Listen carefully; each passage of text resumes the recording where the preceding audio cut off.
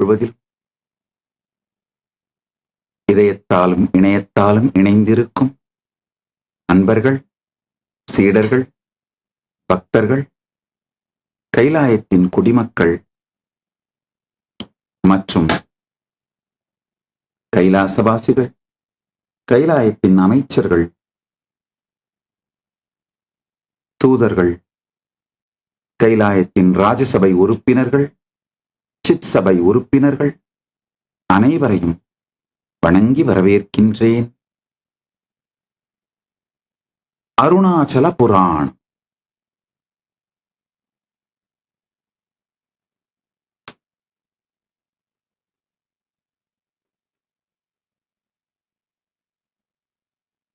பதினேழு நாள் தொடர் தியான சத்சங்க ரசவாத நிகழ்வின் உச்ச நாள், முடிவு நாள் என்று சொல்ல மாட்டேன், உச்ச நாள். இந்த 17 நாள் சத்சங்கங்களையும் வெறும் வார்த்தையாக கேட்டவர்களுக்கு இறுதி நாளும் வாழ்க்கையாக மாற்றிக்கொண்டு வாழத் துவங்குபவர்களுக்கு, வாழ்க்கையாக மாற்றிக்கொள்பவர்களுக்கு இது துவக்க நாள். வெறும் வார்த்தையா மட்டும் கேட்டுட்டு விட்டீங்கன்னா இன்று சத்சங்க தொடர் ஞான ரசவாத தொடர் நிகழ்வின் 17வது நாள் இறுதி நாள். அதை வாழ்க்கையாக மாற்றிக்கொண்டு வாழத் துவங்குவீர்களானால், வாழ்வேன் என்கின்ற முடிவெடுத்தீர்களானால் இன்று முதல் நாள்.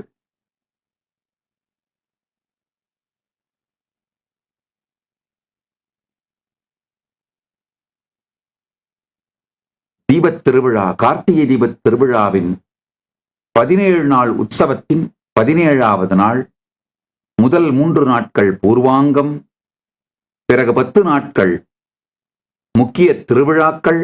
துவஜாரோகணத்தில் துவங்கி கார்த்திகை தீபம் வரை 10 நாட்கள் முக்கிய திருவிழா பிரம்மோற்சவம். பிறகு 4 நாட்கள் உத்தராங்கம்.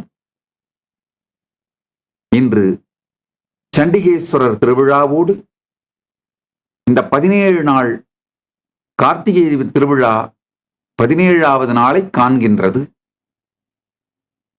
முடிவுன்னு சொல்ல மாட்டேன், இறுதின்னு சொல்ல மாட்டேன். காரணம் என்னன்னா, திருவண்ணாமலை அண்ணாமலையார் திருக்கோயில் நித்தியோத்சவம், தினந்தோறும் உற்சவம் நடந்து கொண்டிருக்கின்ற ஆலயம். அதனால் அங்கு உற்சவத்திற்கு முடிவு கிடையாது, இறுதி நாளும் கிடையாது. இந்த கார்த்திகை தீப உற்சவத்தின் 17வது நாள் இன்று 17வது நாள், அவ்வளவுதான். இந்த தியான சத்சங்க தொடர் 17 நாள் தொடரில் இன்று உச்ச நாள். ஆழ்ந்து கேளுங்கள்.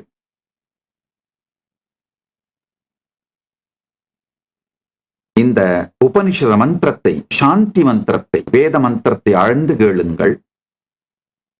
ஓம் சகனா பவது சகனௌ புனக்து சக வீர்யம் கரவாவஹை தேஜஸ்வினாவதீதமத்யமாஸ்து மா வித்விஷாவஹை.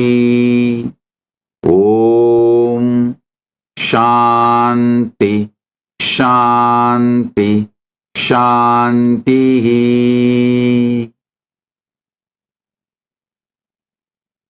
ஓம் சகனா பவது சகனௌ புனக்து சக வீர்யம் கரவாவஹை தேஜஸ்வினாவதீதமத்சு மா வித்விஷாவஹை.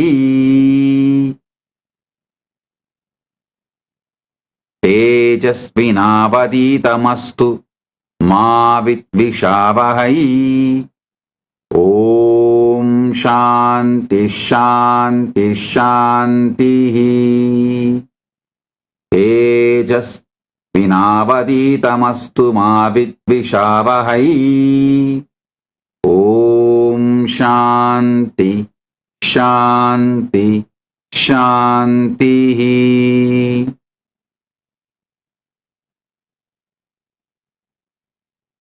இதனுடைய மொழிபெயர்ப்பை சொல்லுகிறேன், புரிந்து கொள்ளுங்கள். எங்களுக்கு சிறந்த அறிவாற்றலை கொடு.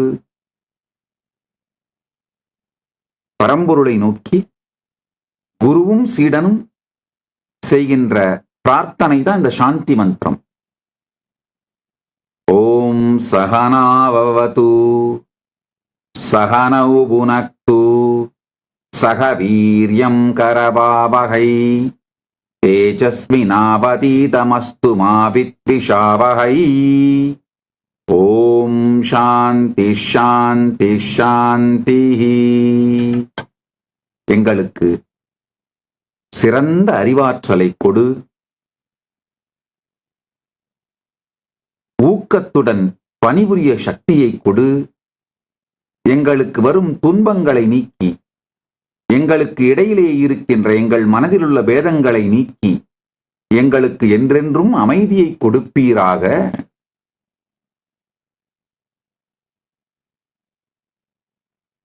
ஓம் சகனாபவது சகனௌ புனக்து சக வீர்யம் கரவாவகை தேஜஸ்வினாவதீதமஸ்து மா வித்விஷாவகை. ஓம் சாந்தி சாந்தி சாந்தி. ஆழ்ந்து இதனுடைய உட்பொருளை புரிந்து கொள்ளுங்கள்.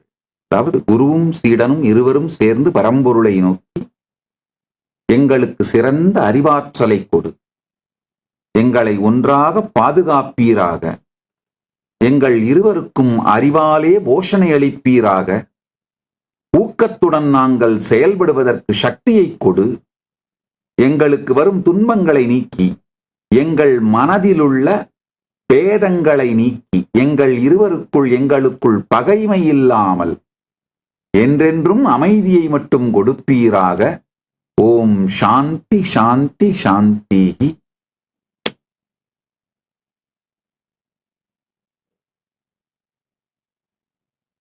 நம்ம எல்லாருக்குமே அடிப்படையா இந்த மந்திரத்தை புரிஞ்சுக்க முடியும். குருவும் சீடனும் சேர்ந்து பரம்பொருளை பார்த்து எங்களை ஒன்றாக பாதுகாப்பீராக, அது புரிஞ்சுக்க முடியும். பாதுகாப்பை கேட்கிறார்கள். எங்கள் இருவருக்கும் அறிவை அளித்து போஷணை அளிப்பீராக, அதுவும் புரிஞ்சுக்க முடியும். நாங்கள் இருவரும் மிகுந்த உற்சாகத்துடன் இணைந்து உழைக்க வேண்டும். இந்த அறிவு மலர்தல் அப்படிங்கிறதுல உழைக்க வேண்டும், அது கூட புரிஞ்சுக்க முடியும். நாங்கள் கற்பது பிரகாசமாகவும் தெளிவாகவும் இருக்க வேண்டும். எங்களுடைய அனுபூதி, அதாவது கற்பது அனைத்தும் பிரகாசமான தெளிவான அனுபூதியாக மாற வேண்டும். இதெல்லாம் விட முக்கியமான வார்த்தை, எங்களுக்குள் பகைமை இருக்கக்கூடாது.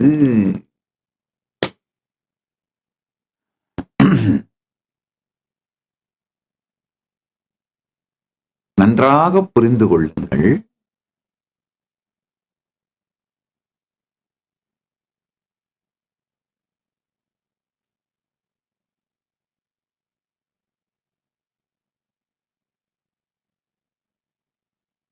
குருவுக்கும் சீடனுக்கும், கேட்பவருக்கும் சொல்பவருக்கும் இடையிலே பகைமை இல்லாத இனிமையான உறவு இருந்தால் மட்டும்தான் தேஜஸ்வினாவதீதமஸ்து மா வித்விஷாவகை.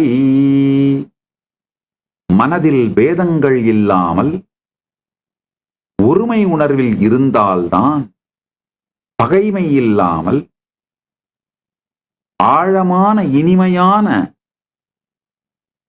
உணர்வில் இருந்தால்தான் குருவிடமிருந்து முழுமையான ஞானம் சீடனுக்கு சென்றடையும்.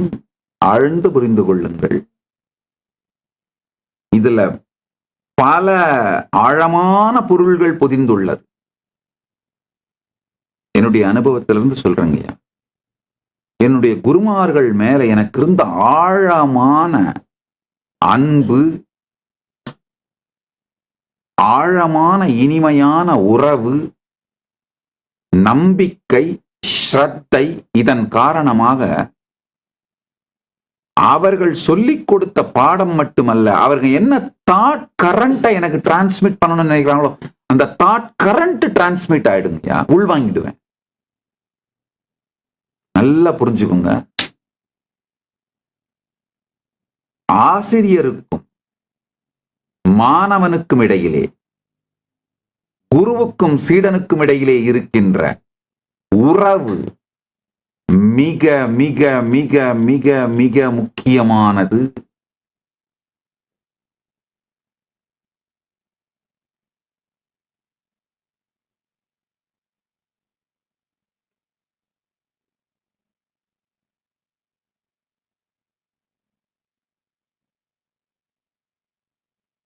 குருவுக்கு சீடன் மேல முழு நம்பிக்கை இருக்கணும். இவன் எல்லா கல்வியும் கற்ற பிறகும் என்னையே அழிக்க முயற்சி செய்ய மாட்டான், என் மீது பகைமை பாராட்ட மாட்டான், எனக்கு துரோகம் செய்ய மாட்டான்ற முழு நம்பிக்கை குருவுக்கு இருக்கணும். அப்பதான் பரமசத்தியங்களை அப்படியே கொடுப்பார். சீடனுக்கும் அதே மாதிரி, இவர் பரமசத்தியங்களை எனக்கு அளிக்கின்றார், என் வாழ்க்கையே மிகப்பெரிய நிலைக்கு கொண்டு செல்லுகின்றார்,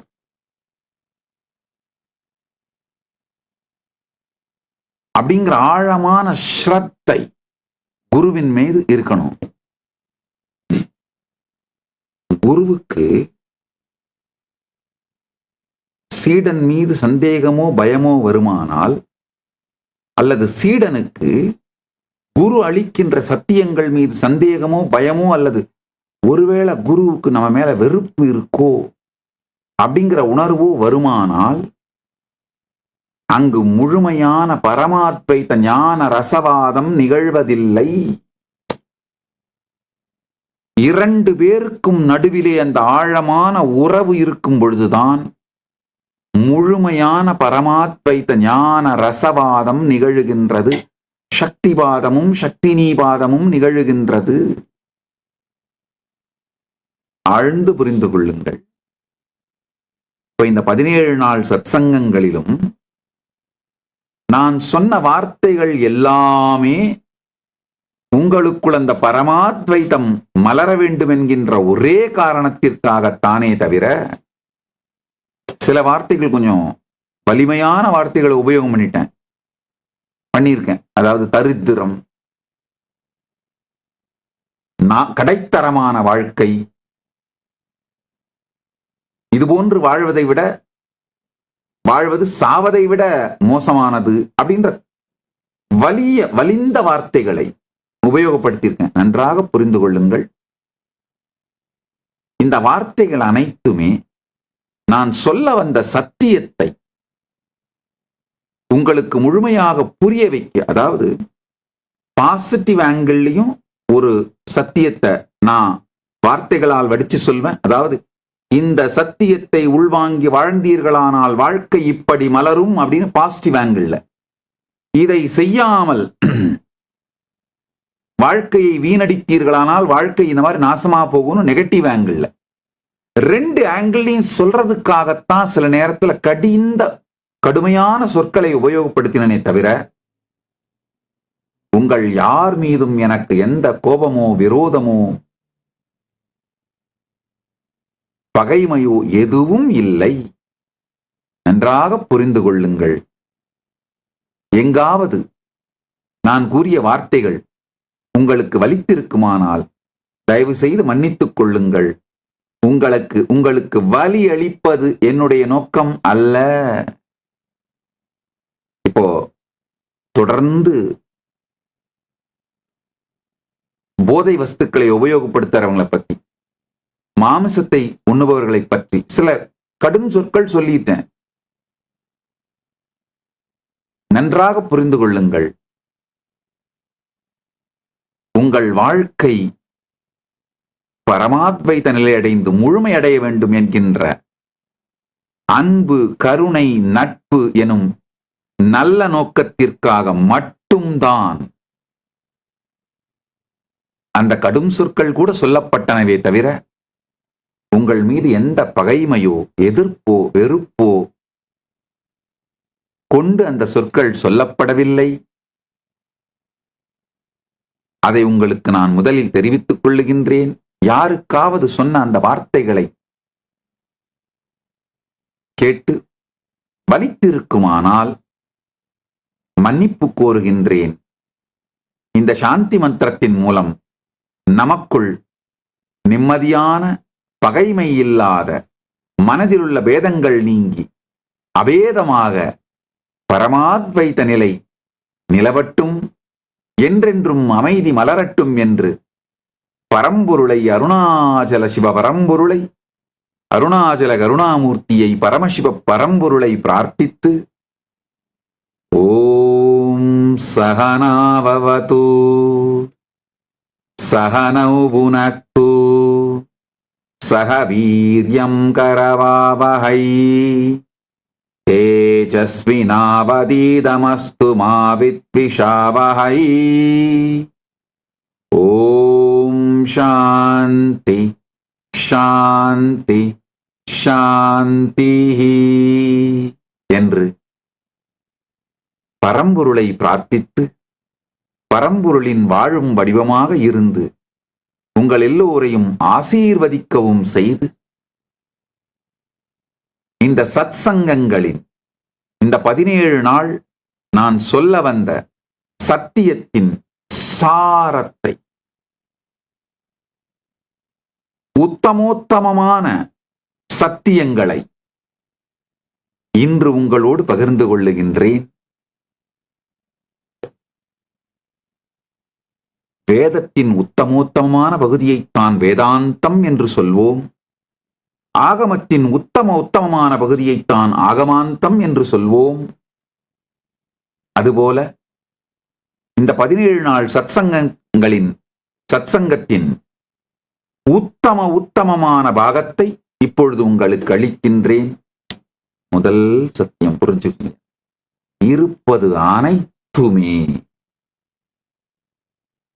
உயிர் உடைய கான்ஷியஸ் எனர்ஜி, சக்தி.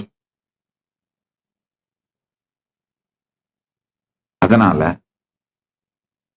நீங்கள் எவ்வாறு உள்ளிருந்து மலர்த்துகிறீர்களோ அவ்வாறுதான் உங்கள் உடல், மனம், உணர்வுகள், உணர்ச்சிகள் இதெல்லாம் வெளிப்பட்டு அதுதான் உங்கள் வாழ்க்கையை உருவாக்குகிறது. நீங்க ஒரு டெட்டான இனானிமேட்டான ஒரு பிரபஞ்சத்தோடு இல்லைங்கயா, உயிர்ப்புடைய ஒரு பெரும் சக்தியில் வாழுகின்றீர்கள். உங்களை இந்த டியூன் பண்ற ரேடியோ மாதிரி புரிஞ்சுக்கோங்க. நீங்க எந்த ஃப்ரீக்வன்சிக்கு டியூன் பண்றீங்களோ அந்த நிகழ்ச்சிகளை கேட்பீங்க, அது உங்க வாழ்க்கையா மலரும். அது மாதிரி தாங்க என் வாழ்க்கை. இப்ப நீங்க உங்க லைஃபை டியூன் பண்ணிக்க முடியும். நீங்க லிக்விட் மட்டும் இல்லைங்க, எனர்ஜிங்கயா.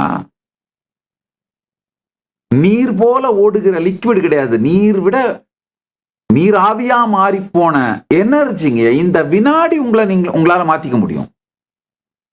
நீங்க ஒரு ஃப்ரீக்வன்சி எனர்ஜி, ஜடப்பொருள் கிடையாது. நீங்க வாழுகின்ற இந்த பிரபஞ்சம் ஜடப்பொருள் கிடையாது. நீங்க ஒரு ஃப்ரீக்வன்சி, நீங்க ஒரு எனர்ஜி. இந்த எனர்ஜியை டியூன் பண்ணீங்கன்னா, இந்த வினாடி இந்த எனர்ஜியை டியூன் பண்ணீங்கன்னா, ரைஸ் பண்ணீங்கன்னா, இந்த ஃப்ரீக்வன்சியை ரைஸ் பண்ணீங்கன்னா, இந்த வினாடியிலிருந்தே உங்கள் வாழ்க்கை மாறத் துவங்கும். இந்த வினாடி சாட்சியை சாட்சியாக பார்த்து உங்களுக்குள்ள யாரு நான் தோன்றுறாங்களோ அது எங்கிருந்து துவங்குகிறது, எங்கிருந்து அந்த நான் என்கின்ற அனுபூதி நிகழ்கின்றது அப்படின்னு சாட்சியை சாட்சியாய் பார்த்தல்.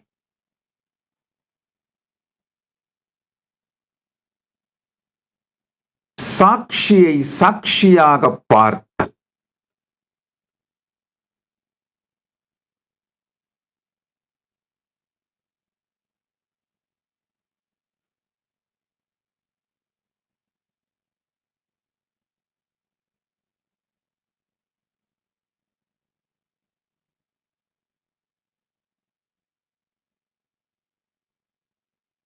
சற்றே புரிந்து கொள்ளுங்கள்.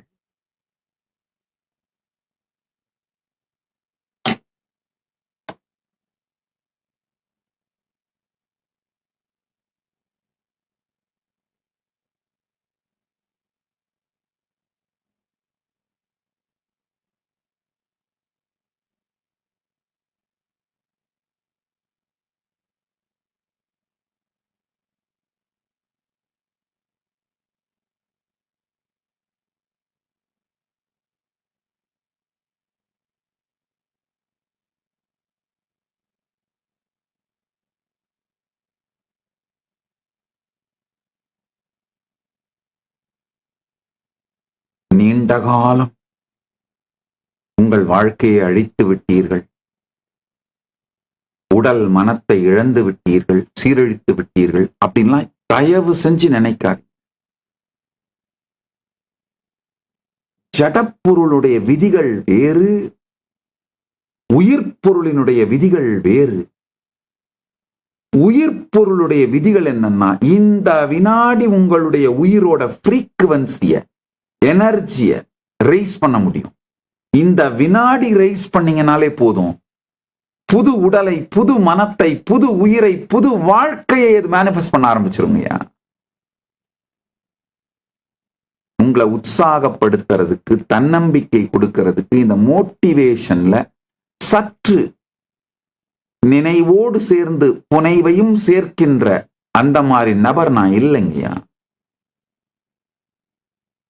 நிகழ்வோடு சேர்ந்து சற்று கவித்துவத்தோடு சேர்த்து சொல்லுகின்ற நபரும் கிடையாதுங்கய்யா. சத்தியத்தை அப்படியே சொல்லுகின்றேன். இந்த வினாடி உங்கள் வாழ்க்கை முழுவதையும், உள்ளுக்குள்ளும் வெளியிலும் நடப்பவற்றை சாட்சியாக பார்த்து, சாட்சியை சாட்சியாக பார்க்க துவங்கினால், சாட்சியாக இருந்து பார்ப்பவனையும் சாட்சியாக பார்க்க துவங்கினீர்களானால், இந்த வினாடியிலிருந்து புது உடல், புது மனம், புது உணர்வு, புது உயிர், புது வாழ்க்கை. இப்போ நீங்க ஆரம்பிச்சீங்கன்னா கூட திடீர்னு உங்களை சுத்தி இருக்கவங்களா உங்களை ட்ரீட் பண்ற விதமே மாறி போகும்.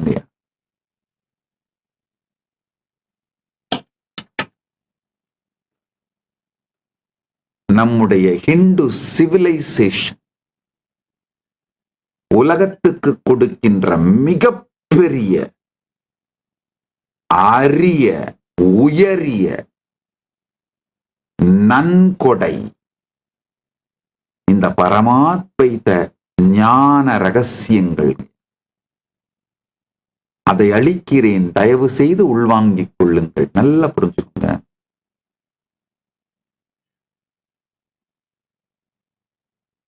ஒரு சிவிலைசேஷனும் ஒரு போக்கஸ வச்சு இயங்கும். இன்னொரு முக்கியமான விஷயம் தெரிஞ்சுக்கோங்க, நாடு அப்படிங்கிறதே ஃபேக்குங்க. நாடு அப்படின்னு ஒண்ணு கிடையாதுங்க. சிவிலைசேஷன் தான் ஃபேக்ட், ட்ரூத். நாடுங்கிறது பிராண்டு. சிவிலைசேஷன் தான் நிஜ இருப்பு சத்தியம்.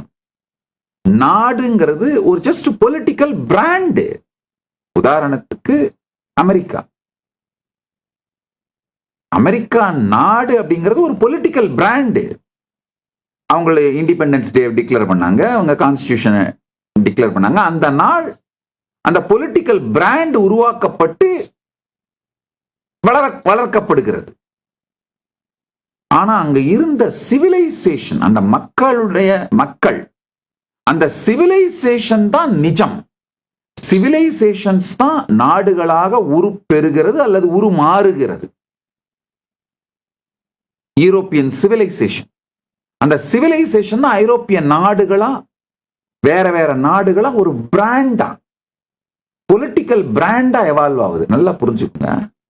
நாடுங்கிறது வெறும் ஒரு பொலிட்டிக்கல் பிராண்டுங்க. சிவிலைசேஷன் தான் நிஜம். இந்தியாவை எடுத்துக்கிட்டோம்னா 1947 political brand called India is created.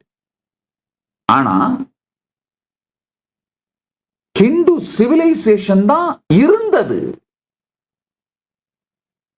அதுதான் இருப்பு, நிஜம். அந்த ஹிந்து சிவிலைசேஷன்ல பாரதம் அப்படிங்கிற இந்தியா உருப்பெறுகிறது. அந்த சிவிலைசேஷன்ல இருந்தே பாகிஸ்தான், பங்களாதேஷ் நாடுகள் உருமாறுகிறது. அந்த சிவிலைசேஷனோட ஆம்பிஷனை நோக்கி, அந்த ஆம்பிஷனை ஃபர்தர் பண்ற மாதிரி நேஷன் உருவானால், பொலிட்டிக்கல் பிராண்ட் உருவானால் உருவாகிறதுன்னு சொல்லலாம். அப்படி இல்லாம அந்த சிவிலைசேஷனோட ஆம்பிஷன் வேற யாருக்கு, அதை கண்ட்ரோல் பண்றவங்களுடைய, டாமினேட் பண்றவங்களுடைய, இம்பீரியலிஸ் இல்ல வின் பண்ணவங்க, அவங்களுடைய ஆம்பிஷன் வேறையா இருந்ததுன்னா அந்த நாடு சிவிலைசேஷன்ல இருந்து நாடு உருப்பெறுவதற்கு பதிலாக உருமாறுகிறது. சற்றே பாருங்கள், பாத்தீங்கன்னா மேலை நாட்டு சிவிலைசேஷன்ஸ் எல்லாமே டாமினேஷன், இம்பீரியலிசம், காங்கரி, அதுதான் அவர்களுடைய முதல் வாழ்க்கையோட ஃபர்ஸ்ட் பிரையாரிட்டியா இருந்து ஃபங்க்ஷன் பண்ணிட்டு இருந்த சிவிலைசேஷன்.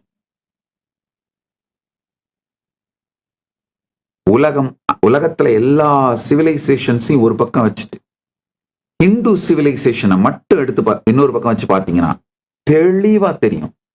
இந்து சிவிலைசேஷன்ல பிறந்தாலும் சாந்தி சாந்தி சாந்தி, பேர் வச்சாலும், பேர் வைக்கிற ரிச்சுவல்ஸ் பண்ணி முடிச்சாலும் சாந்தி சாந்தி சாந்தி, வித்யாரம்பம் பண்ணாலும் சாந்தி சாந்தி சாந்தி.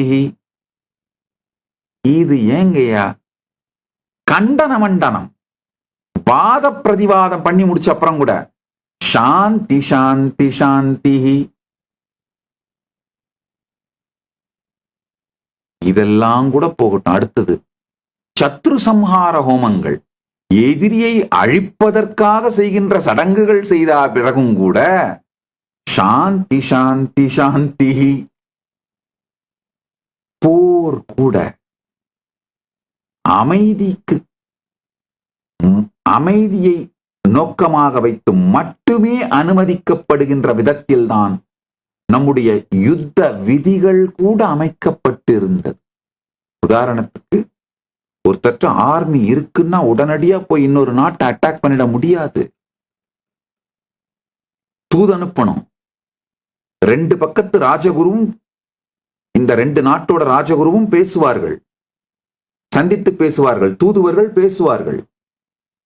பிறகு முதல் ஆப்ஷன் என்ன சொல்லுவாங்கன்னா, அந்த ரெண்டு நாட்டிலையும் பவர் சென்டரா இருக்கணும்னு நினைக்கிற அந்த சில நபர்கள் மட்டும், ஒருவரோ அல்லது 5 பேரோ அல்லது 10 பேரோ, அந்த நபர்கள் மட்டும், அவர்கள் மட்டும் நேருக்கு நேர் மோதிக்கொண்டு யார் அதில் ஜெயிக்கிறார்களோ அவருக்கு பட்டாபிஷேகம். என மொத்த சேனையும் ஒரு சில பேருடைய அகங்காரத்திற்காக, எக்ஸ்பான்ஷனிசம் டிசையருக்காக, அக்ரஷனுக்காக, அவங்களுடைய டாமினேஷன்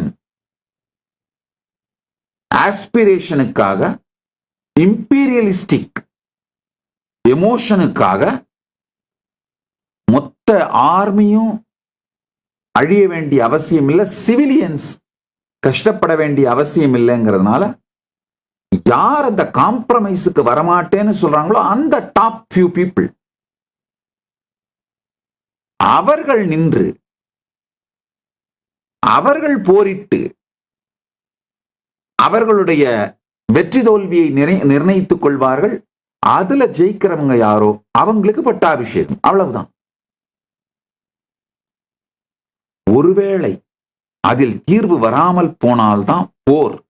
போரிலும் என்ன ஏகப்பட்ட விதிமுறைகள். காலாட்படையை மட்டும்தான் தாக்க வேண்டும். குதிரை வீரனை மட்டும்தான் தாக்க வேண்டும். ஆயுதம் இல்லாதவனை தாக்கக்கூடாது.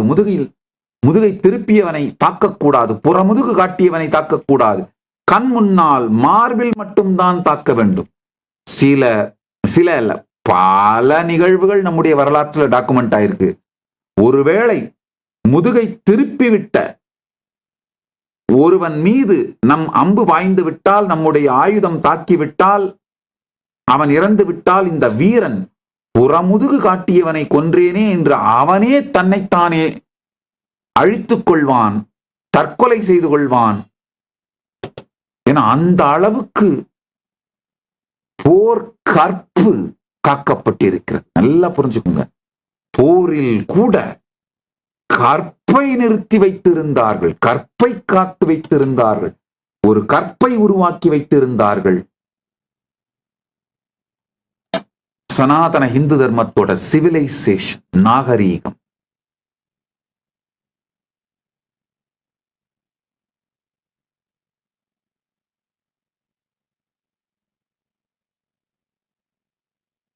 போர் கூட அமைதியின் நோக்கத்திற்காக மட்டும்தான் நிகழ்த்தப்பட்டது. மொத்தமா பார்த்து இந்த சனாதன இந்து சிவிலைசேஷன் சாந்தி சாந்தி சாந்தி என்று அமைதியின் முக்கியத்துவம், வலிமை, அமைதியின் தேவை மனித இனத்திற்கு காட்டப்பட்டு நிரூபிக்கப்பட்டு நிர்ணயிக்கப்பட்டதே சனாதன ஹிந்து சிவிலைசேஷனால தான். அதை நன்றாக புரிந்து கொள்ளுங்கள். அதாவது ஒருத்தனை அழிக்கின்ற சக்தியினாலே பலசாலியாக மாறி தன்னை பவர்ஃபுல்லான ஒரு கண்ட்ரியாவோ பர்சனாவோ லீடராவோ காட்டிக்கிற காலம் முடிந்து விட்டது.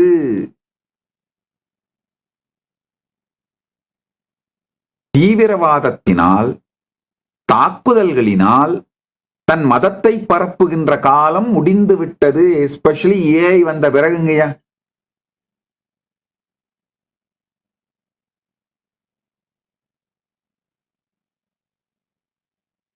ஜென்சி இந்த பொலிட்டிக்கல் பிராண்டாக நடக்கின்ற நாடுங்கிற கான்செப்டையோ, பொலிட்டிக்கல் பிராண்டால உருவாக்கப்பட்ட லீடர் அப்படிங்கிற அந்த லீடரை சுத்தி உருவாக்கப்படுற கரிஷ்மா, பாரஃபர்னேலியா, இதை ஏதாயுமே நம்ப தயாராக இல்லை.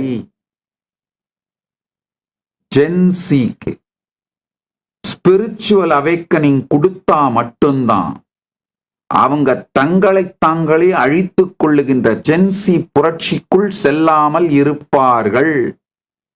எந்தெந்த நாட்டோட தலைவர்கள் எல்லாம் இந்த ஜென்சி புரட்சி உங்க நாட்டுல நடக்க கூடாதுன்னு நினைக்கிறீங்களோ, நீங்க செய்ய வேண்டிய முதல் செயல் வாழ்க்கையை பற்றிய முழுமையான அறிவையும் சனாதன இந்து தர்மம் அளிக்கும் பரம ஞானத்தையும் ஜென்சிக்கு கொடுங்க. வாழ்க்கை, சமூகம், தனிமனித நிலை, குடும்ப நிலை, சமூக நிலை, நாடு நிலை, உலக நிலை, இந்த ஒவ்வொரு நிலையிலும் அமைதி எந்த அளவுக்கு முக்கியம், அமைதியின் மதிப்பு என்ன, பீஸோட சேர்ந்த ஃப்ரீடம் தான் கிரியேட்டிவிட்டியாவும் சக்சஸ் ஆகும் மாறும். இதன் முக்கியத்துவத்தை ஹிந்து சிவிலைசேஷனால மட்டும்தான் உலகத்துக்கு சொல்ல முடியும். ஏன்னா பீஸ் சென்டர்டான large material books, history, peace போக்கஸ்டாவே வாழ்ந்து தன் வாழ்க்கையை அதற்காகவே அர்ப்பணித்த நபர்கள் ஒரு பெரிய சிவிலைசேஷன் இன்ஃப்ராஸ்ட்ரக்சர், அதாவது ஒரு சிவிலைசேஷனுமே அதனுடைய நோக்கத்துக்கு ஏற்ற மாதிரி இன்ஃப்ராஸ்ட்ரக்சரை உருவாக்குது. அவங்களுடைய லிட்ரேச்சர் இப்ப மற்ற சிவிலைசேஷன்லாம் ரிலீஜியன் அந்த அளவுக்கு ஹானஸ்டாவும் ட்ரூத்ஃபுல்லாவும் இல்லாததுனால ரிலிஜியஸ் லிட்ரேச்சர் செக்யூலர் லிட்ரேச்சர் ரெண்டா எவால்வ் ஆச்சு. Religious literature secular, religious history secular ஹிஸ்டரிலாம். நம்மை பொறுத்த வரைக்கும், இந்து சிவிலைசேஷனை பொறுத்த வரைக்கும், நம்முடைய founders deeply truthful, honest, peaceful, spiritual, enlightened. அதனால religious history, spiritual history, political history, secular ஹிஸ்டரிலாம் தனித்தனியா கிடையாது. நம்முடைய ஹிஸ்டரி ஒன்னே ஒண்ணுதான், புராணம் தான். அதுலயே தாவரங்களோட டீட்டெயில் இருந்து, புளோரா அண்ட் சானால இருந்து, ஆர்மி ஸ்ட்ராட்டஜியான வியூகங்கள், சக்கர வியூகம், கருட வியூகம், நாக வியூகம்னு இந்த வியூகங்கள்லாம் கொஞ்சம் தயவு செஞ்சு இந்த புராணங்களை ஆழ்ந்து படிச்சு பாருங்கய்யா. படிச்சு பாத்தீங்கன்னா புரியுங்கய்யா. இன்னைக்கும் அந்த வியூகங்கள் ஸ்ட்ராட்டஜி எல்லாம் யூஸ் ஆகுங்கய்யா. குறைந்த நபர்களை வைத்துக் கொண்டு மோஸ்ட் ப்ரொடக்டிவா நம்ம மிஷனை அச்சீவ் பண்ற அந்த நாலேஜ், என்ன நாலேஜ்!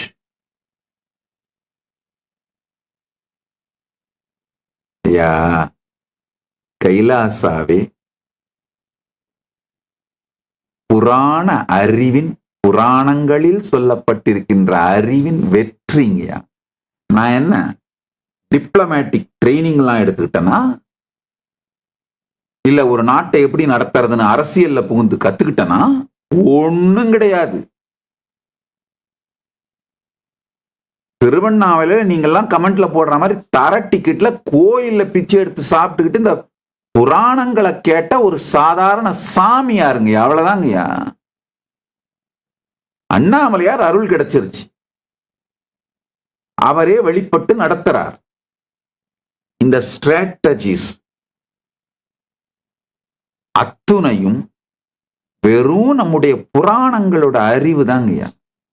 மிக குறைந்த நபர்களை வைத்துக் கொண்டு நாம் செய்ய வேண்டிய செயலை செய்து முடிப்பது எவ்வாறு, யார் எந்த நேரத்தில் எந்த விதத்திலே உடனிருப்பார், யார் எந்த விதத்தில் எந்த நேரத்தில் முதுகில் குத்துவார்,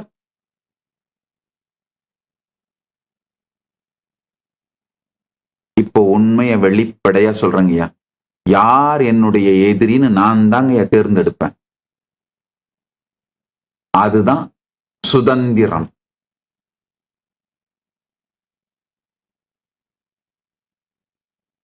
யார் என்னுடைய நண்பன் என்றும் யார் என்னுடைய எதிரி என்றும் நான் தான் தேர்ந்தெடுப்பேன்.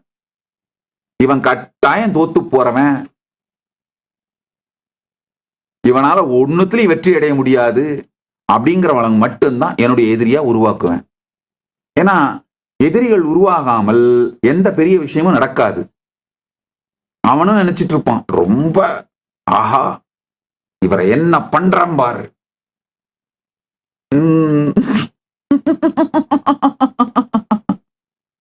இது மொத்தமுங்க புராண அறிவு.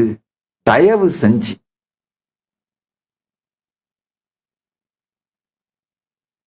ஜென்சி கொஞ்சம் நம்ம சனாதன ஹிந்து சிவிலைசேஷனுடைய உலகத்துக்கு சனாதன ஹிந்து சிவிலைசேஷன் அளித்திருக்கிற மிகப்பெரிய நன்கொடையான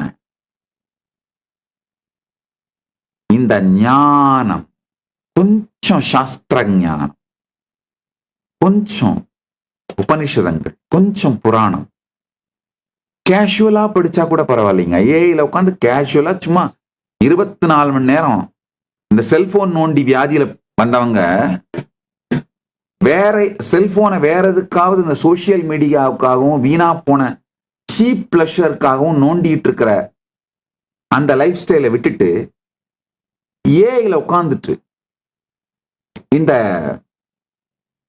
சனாதன இந்து தர்மத்தை பற்றி கேள்விகளை கேட்டு கேட்டு அதை பாருங்க, கேஷுவலா படிக்க ஆரம்பிங்க. அதனாலதான் நீங்க எல்லாரும் உபயோகமாகணும் அப்படின்றதுக்காக தான், ஜென்சிக்காக தான் ஆஸ்க் நித்யானந்தா ஏஐயே கிரியேட் பண்ணி கொடுத்துருக்கேங்க. கம்ப்ளீட் ஃப்ரீயா கொடுத்துருக்கேன். ஈவன் மற்ற கம்பெனிஸ்லாம் கூட ஒரு குறிப்பிட்ட அளவு டிக்கெட்டுக்கு மேல பெய்டா மாத்துறாங்க. ஆனா ask Nithyananda AI complete end to end free. எனக்கு நல்லா தெரியும், ask Nithyananda AI Gen Z use பண்ண ஆரம்பிச்சாங்கன்னா எந்த நாட்டிலையும் அவங்களே அழிச்சுக்கிற இந்த ஜென்சி புரட்சி வராது. நல்லா புரிஞ்சுக்கோங்க. ஜென்சி புரட்சி அப்படிங்கிறதே வேற ஒண்ணும் இல்ல, கலெக்டிவ் சூசைட், அவ்வளவுதான். ஒரு கேங்கு வெறி பிடிச்ச, எந்த விதமான நேர்மையான சிந்தனை, லாங் டேர்ம் விஷன் எதுவுமே இல்லாத, தூண்டிவிடப்படுகின்ற இந்த சீப் பிளஷர், சீப் த்ரில்லர், அந்த உணர்ச்சிகளுக்கு அடிமையான தூண்டிவிடப்படுகின்ற ஒரு கும்பல் சேர்ந்துக்கிட்டு கலெக்டிவா சூசைட் பண்ணி அவங்க அழிஞ்சு போறது மட்டும் இல்லாம நாட்டையே அழிக்கிறது தான் ஜென்சி புரட்சிங்க. ஜென்சி புரட்சி நடந்த நாடுகள் எல்லாத்தையும் பாருங்க. கடந்த 24 மாதங்களில் 25 ஜென்சி புரட்சிகள் உலகம் முழுக்க. உண்மையில இது என்னன்னா, ஒரு நாட்டையோ நாட்டின் அதிகார வர்க்கத்தையோ தங்கள் கட்டுப்பாட்டில் எடுத்து வர முடியாத சில dominating civilisations, imperialistic civilisations Gen Z புரட்சின்ற பேரால இந்த சீப் த்ரில்ல நோக்கி அலையற ஒரு கும்பலை கிளப்பி விட்டு தற்கொலை பண்ணிக்க வச்சு அந்த நாட்டையே சீரழிச்சு இது அத்தனையும் பண்ணிட்டு தங்களுக்கு தேவையானவர்களை பதவியிலே நியமித்து இது அத்தனையும் லெஜிட்டிமேட் ஆக்கிறதுக்கு தான் ஜென்சி புரட்சின்ற வேர்டை யூஸ் பண்றாங்க. இந்த ஜென்சி புரட்சிங்கிற லேபிள் மிக மிக மிக கொடுமையானதும்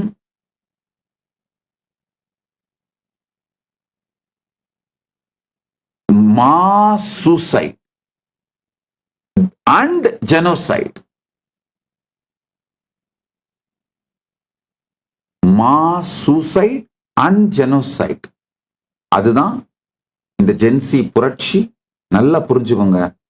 ஜென்சி புரட்சி எந்த தீர்வும் கொடுக்காது.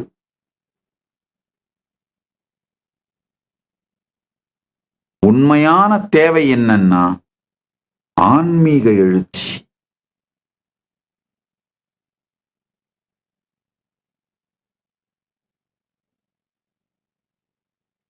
அமைதியை மையமாக வை. பீஸ் சென்டர்டா. பீஸோட வேல்யூ என்ன?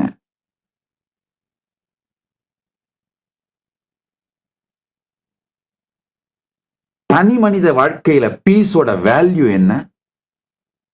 சமூக அளவுல பீஸோட வேல்யூ என்ன? குடும்பம் அப்படிங்கிற நிலையில பீஸோட வேல்யூ என்ன? நாடு அப்படிங்கிற நிலையில பீஸோட வேல்யூ என்ன அப்படின்னு உலகத்துக்கே கத்து கொடுத்த சிவிலைசேஷன் நாமங்கயா. அது மட்டும் இல்லாம நம்முடைய சிவிலைசேஷனல் இன்ஃப்ராஸ்ட்ரக்சரே இந்த பீஸ் சென்டர்டுங்கயா. நாம செலிப்ரேட் பண்ற மனிதர்கள், தலைவர்கள், நாம் கொண்டாடுகின்ற வாழ்வாங்கு வாழ்ந்து வையத்துள் வாழ்வாங்கு வாழ்ந்து மானுரையும் தெய்வத்துள் வைக்கப்பட்டவர்கள் எல்லாருமே பீஸ் சென்டர்ட், அமைதியை மையமாக வைத்து வாழ்ந்தவர்கள், இருந்தவர்கள், நின்றவர்கள். நல்லா புரிஞ்சுக்கோங்க. அமைதி தேவை எனும் நேரத்திலே இந்த போரிலிருந்து பின்வாங்குவது எல்லோருக்கும், அதிகமான பேருக்கு அமைதியை கொடுக்கும் என்று தெரிந்தால் புறமுதுகிட்டு ஓடியவன் என்கின்ற பழி வந்தாலும் பரவாயில்லை என்று போரில் இருந்து பின்வாங்கியவன் பகவான் ஸ்ரீகிருஷ்ணர். இன்னாமும் வடநாட்டிலே ரன்கி சோடுன்னு அவருக்கு கோவிலே கட்டி அந்த ரன்கி சோடுங்கிறதையே அவருடைய பேரா நாமமாக வைத்து பூஜிக்கின்றோம். போரில் இருந்து புறமுதுகிட்டு ஓடியவன் பேரு ரன்கிச்சோட்னா. ஏன்னா இந்த சூழலிலே பல பேருடைய அமைதிக்கு நான் பின்வாங்குவதுதான் சரியானது. அமைதிக்கு நன்மை இல்லைன்னா எந்த போராக இருந்தாலும் அவருடைய கைமீறி போனால் சுதர்சனத்தையோ ஒரு பிரம்மாஸ்திரத்தையோ எடுத்து விட்டார்னா முடிஞ்சு போச்சு, மொத்தமா அழிஞ்சிட போது எல்லாம். ஆனா சிருஷ்டிக்கு அழிவு வரக்கூடாது. தன்னுடைய வேலை தர்ம யுத்தம். பெரும்பாலானோருக்கு அமைதிக்கான அடித்தளத்தை வைத்துத்தான் இயங்க வேண்டும். அத பவுண்டேஷனா வச்சு கிருஷ்ணன் இயங்கினதுனாலதான் அந்த ரன்கிச்சோட் நிகழ்வுதான் மொத்த மகாபாரத யுத்தத்தையும் தர்மத்தின் காரணமாக, தர்மத்திற்காக மட்டும் நடத்தி இருக்கின்றார். அங்கு போர் வெறியோ, தனி மனித இம்பீரியலிஸ்டிக் இன்ஸ்டிங்டோ, டாமினேட்டிங் இன்ஸ்டிங்டோ, பவர் லஸ்டோ, பவர் ஹங்கரோ அவருக்கு இல்லைன்னு நிரூபிக்கப்படுதுங்கயா.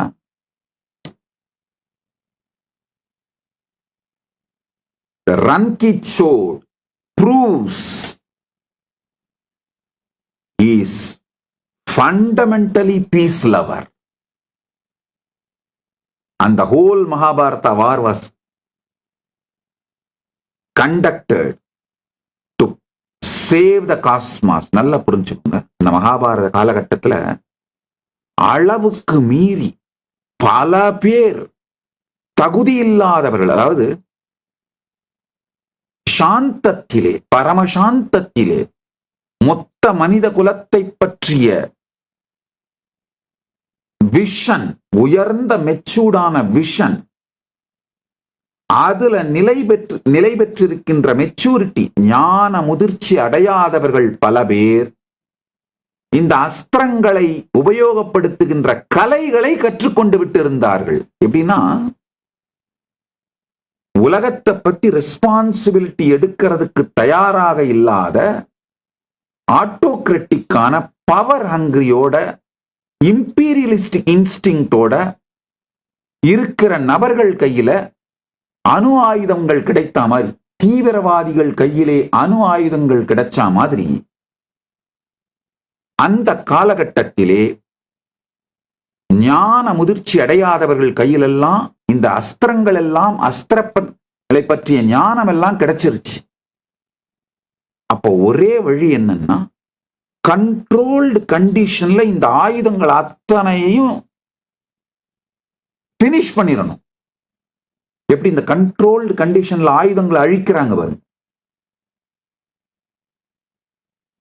கைப்பற்றப்பட்ட வெடிபொருட்களை கண்ட்ரோல்டு கண்டிஷன்ஸ்ல வெடிக்க வச்சிடுறது, அதப்ப அது யாருக்கும் பாதிப்பு ஏற்படுத்தாம இருக்க. இப்ப ஒரே வழி, இந்த இருக்கிற சூழ்நிலையில இதை இப்படியே விட்டோம்னா, யாராவது ஒருத்தர் ரெண்டு பேர்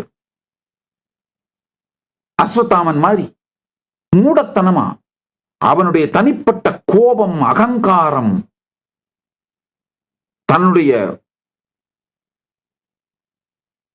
சக்தியை நிரூபிப்பதற்காக பிரம்மாஸ்திரத்தை எடுத்து விட்டு மொத்த பிரபஞ்சத்தையும் அழிக்க தயாராயிடுறான். இந்த மாதிரியான மெச்சூரிட்டி இல்லாத நபர்கள் கையிலே அஸ்திரங்கள் சிக்கியதனால், அஸ்திரங்களை பற்றிய ஞானம் சிக்கியதனால், அந்த ஞானம் டெமோக்ரட்டைஸ் ஆகிட்டே போயிட்டு இருந்ததனால்,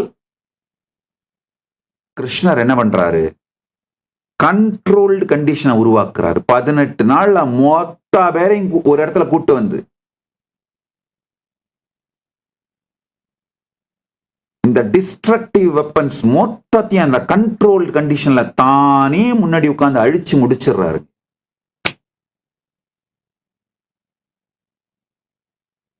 அவதார புருஷர்களிலேயே உத்தமோத்தமமானவனும் பூர்ணாவதாரமானவனும் எக்காலத்தும் ஒரு போருக்கு காரணமாக இருந்து மக்களை அழித்தவன் என்று உலகு தூற்றும் என்று தெரிந்தும் அந்த உலகு அழிந்து விடக்கூடாது என்ற ஒரே காரணத்திற்காக பெரும்பாலானவர்களுக்கு நன்மை, அமைதி என்கின்ற ஒரே காரணத்திற்காக தானே ஒரு முன்னின்று கண்ட்ரோல்டு கண்டிஷன்ல மொத்த ஆயுதங்களையும் அழித்து முடித்துவிட்டு, மெச்சூர்டானவர்கள் கையில மட்டும்தான் இந்த ஆயுதங்கள் இருக்கணும்ன்றதால மெச்சூர்டானவர்களை மட்டும் உயிரோட வச்சுட்டு, மெச்சூரிட்டி இல்லாமல் ஆயுதங்களை வைத்திருந்தவர்கள், இந்த அஸ்திர சஸ்திரங்களை கற்றிருந்தவர்கள் அனைவரையும் முடிப்பதன் மூலமாக பூமியை காத்தான். பூமியோட நெகட்டிவ் பாரத்தை குறைச்சி பூமியை காத்தான். தன் மீதே, தன் முகத்திலே பானங்களை தாங்கி. பீஷ்ம பானம் எல்லாங்கய்யா, ஒரு பானத்தை அவர் எறிந்தால் தேரின் மீது இருப்பவனை மட்டுமல்லாது தேர் கொடியை, தேர் தட்டை, தேரை ஓட்டுபவனை, தேர் குதிரைகளை சகலத்தையும் அடிக்கும். அது மாதிரியான பானங்களை தன் முகத்திலே தாங்கி இன்னைக்கும் போய் பாருங்க. திருவல்லிக்கேணி பார்த்தசாரதி அவரை பார்க்கும் பொழுதெல்லாம் என் கண்ணிலே, அப்பா, நாங்கள் இன்னமும் உயிரோடு இருப்பதற்காக, எங்கள் உயிர் காக்க உன் முகத்திலே இந்த பீஷ்மபானங்களை எல்லாம் தாங்கினாயே. திருவல்லிக்கேணி பார்த்தசாரதியை பார்க்கும் பொழுதெல்லாம் என் உயிர் கரையும். கொஞ்ச நாள்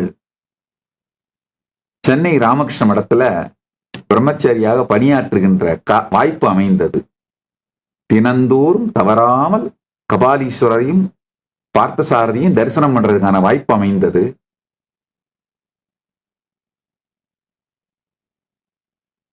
பார்த்தசாரதி நம்ம சனாதன இந்து சிவிலைசேஷனோட அமைதியையே நோக்கமாக வைத்து அமைக்கப்பட்ட இந்த உலகத்திற்கே நாம் கொடுக்கின்ற மிகப்பெரிய நன்கொடையான இம்பார்ட்டன்ஸ் ஆஃப் பீஸ், அமைதியின் முக்கியத்துவத்தை தன் திருமுகத்திலே தாங்கி காட்டுகின்ற தியாகி திருவல்லிக்கேணி பார்த்தசாரதி. அங்க மட்டும்தான் பெருமான் மீசையோடு மழிக்காமல் இருப்பார். காரணம் என்னன்னா, போர் முடிஞ்சு ஓய்வெடுக்கிறதுக்காக சென்னைக்கு வருகின்றார். குடும்பத்தோட வந்து ஓய்வெடுக்கிறார். அந்த காயங்களிலிருந்தெல்லாம் மருந்திட்டு கொண்டு உடலையும் மனதையும் உணர்வையும் ஆற்றுப்படுத்தி முகமெல்லாம் பீஷ்ம பானம், அது ஏற்படுத்திய காயங்கள், அதனால சவரம் பண்ண முடியாது. அதனால்தான் மீசையோட இருக்கிறார். மருந்திட்டு கொண்டு பத்திட்டு கொண்டு உடலை, மனதை, உணர்வை சுகப்படுத்தி கொண்டு வெக்கேஷனுக்காக வந்து திருவல்லிக்கேணியில் இருக்கார். அவருடைய திருமேனி, திருமுகத்திலே இருக்கிற காயங்களை பாருங்கள். அது சனாதன இந்து தர்மத்தோட சிம்பல் பார்த்தசாரதியினுடைய முகம் தாங்க. திருவல்லிக்கேணி பார்த்தசாரதியினுடைய உற்சவமூர்த்தியினுடைய திருமுகம் தாங்க.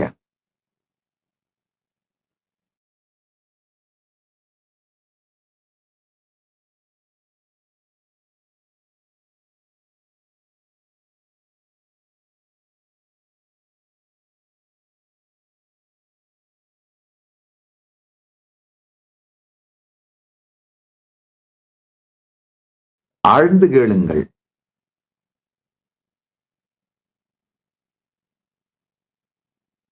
நம்ம சிவிலைசேஷனிங்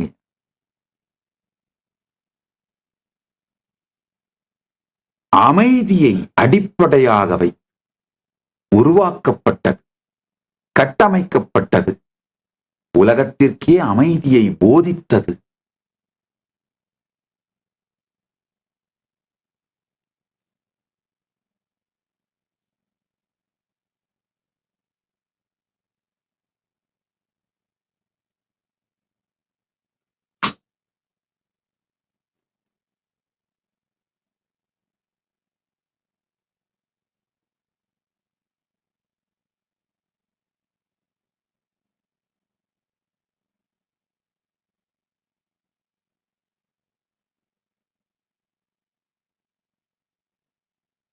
குருவுக்கும் சீடனுக்கும் இடையிலங்கயா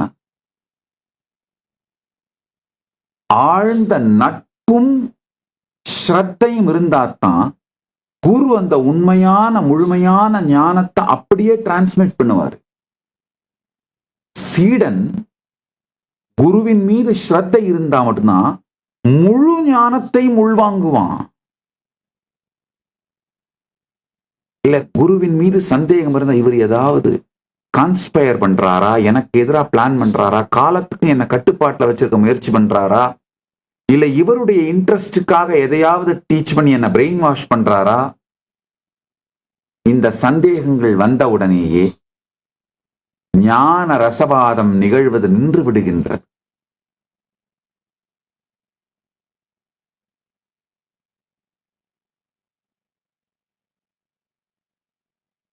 இது இல்லாத ஸ்ரத்தை நமக்குள் இருந்தால் மட்டும்தான் இந்த ஞான ரசவாதம் நிகழ்கின்றது. ஆழ்ந்து புரிஞ்சுக்கோங்க. இந்த மொத்த 17 நாள் சத்சங்கங்களுமே இல்ல, என்னுடைய வாழ்க்கை முழுக்க நான் கொடுத்திருக்கிற எல்லா சத்சங்கங்களுமே என் வாழ்க்கையே நீங்கள் பரமாத்வைத அனுபூதி அடைவதற்காக மட்டும்தானே தவிர சொல்லப்படும் வார்த்தைகள் செய்யப்படும் செயல்கள் எல்லாமே அந்த நோக்கத்தோடு மட்டும்தான் உருவாக்கப்படுகின்றது, செய்யப்படுகின்றது. அந்த நோக்கத்தோடு மட்டும்தான் செய்யப்படுகின்றது. அமைதியும் ஆனந்தமும் பரமஞானமும் பரமானுபூதியும் தனிமனித அளவிலும் குடும்ப அளவிலும் சமூக அளவிலும் சமுதாய அளவிலும் நாட்டின் அளவிலும் உலக அளவிலும் மலர்ந்திட மட்டுமே இருக்கின்றேன், இயங்குகின்றேன். என் வாழ்வின் இருப்பும் நோக்கமும் போக்கும் இது ஒன்றையே உயிராய் கொண்டது, இது ஒன்றையே நோக்கமாயும் வாழ்க்கையாகவும் கொண்டது. அதனால யாருக்காவது நான் உபயோகப்படுத்தியிருந்த ஏதாவது வார்த்தைகள் வலிக்கச் செய்திருந்தால், தரித்திரம், கடைத்தரமான வாழ்க்கை, இந்த மாதிரி வார்த்தைகளெல்லாம் உபயோகப்படுத்தினேன். தூக்கு போட்டு சாகிறத விட மோசமானது, இந்த வார்த்தைகள்லாம் உபயோகப்படுத்தியிருந்தேன். அது யாராவது உங்களை மனதில் வலிக்கச் செய்திருந்தால் மன்னிப்பு கோருகின்றேன், நிபந்தனையற்ற மன்னிப்பு கோருகின்றேன். உங்களை வலிக்கச் செய்ய வைக்க வேண்டும் என்பது, உங்களுக்கு வலி கொடுக்க வேண்டும் என்பது என்னுடைய நோக்கம் அல்ல. இந்த சத்தியங்களை ஆழமாக உங்களுக்குள் மலரச் செய்ய வேண்டும் என்பது மட்டும்தான் என் நோக்கம். பாருங்க, திருவல்லிக்கேணி பார்த்தசாரதியினுடைய திருமுகத்தை காட்டுகின்றோம் பாருங்கள். இந்த பீஷ்ம பாணங்கள் இந்தியா, இந்து சமுதாயம், இந்து சிவிலைசேஷன், ஹிந்து சிவிலைசேஷன் உலகத்திற்கு அளித்த முக்கியமான நன்கொடை அமைதியோட முக்கியத்துவம்,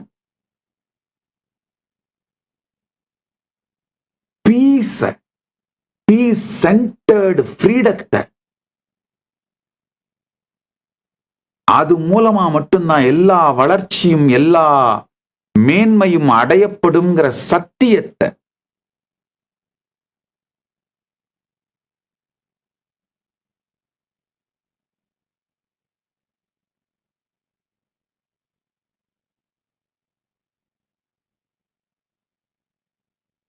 உலகத்துக்கு காட்டுகின்ற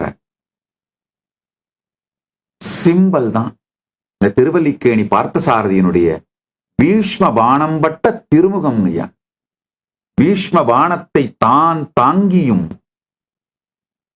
ஒரு வினாடி நினைத்திருந்தால் ஒரு பிரம்மாஸ்திரம் போதும் மொத்தத்தையும் அழித்திருக்க முடியும் என்று அந்த சக்தி இருந்தும் ஞான முதிர்ச்சியின் காரணமாக அனைத்தையும் தாங்கிக் கொண்டு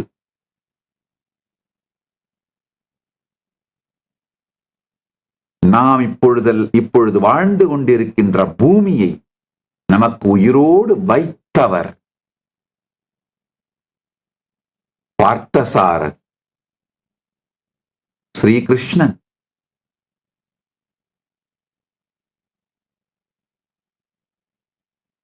திருவண்ணாமலையிலே 17வது நாள் திருவிழாவான இன்று விநாயகரும் சண்டேசரும் வீதி உலா வந்து அருள் செய்கின்றார்கள். விநாயகரையும் சண்டேசரையும் ஸ்மரணம் செய்து வழிபட்டு அடிபணிந்து சொலல் இல்லாத ஸ்மரணத்தால் உணர்ந்து வழிபட்டு